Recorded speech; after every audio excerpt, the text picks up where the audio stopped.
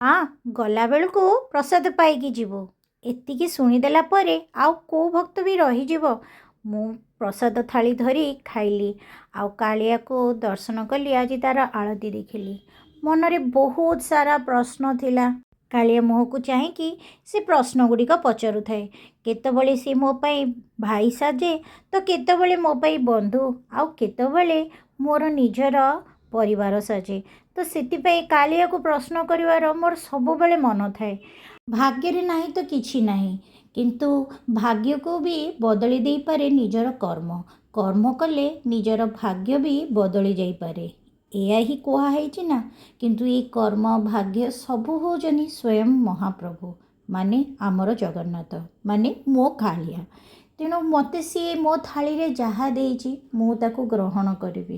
କିନ୍ତୁ ମୁଁ ଯେତେବେଳେ ଭାବେ ମୋ ମନରେ ତ ଏଇଆ ଆସିଛି, ମୋତେ ସେ ଯାହା ଦେଇଛି ମୁଁ ତାହାକୁ ଗ୍ରହଣ କରୁଛି, କିନ୍ତୁ ଅନ୍ୟମାନେ ସେଇଟା ଭାବନ୍ତିନି କାହିଁକି?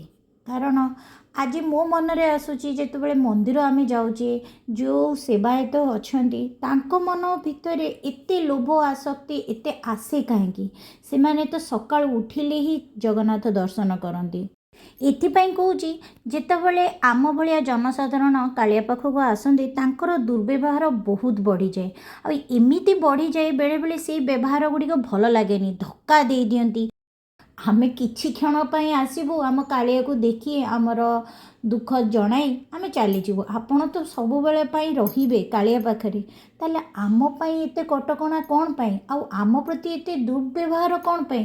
ଆଉ ଆମଠୁ କାହିଁକି ଆପଣ ପଇସା ମାଗୁଛନ୍ତି ଯେ କାଳିଆକୁ ତୁମକୁ ପାଖରେ ଯାଇକି ଦର୍ଶନ କରିଦେବି, ଏତିକି ପଇସା ଦିଅ?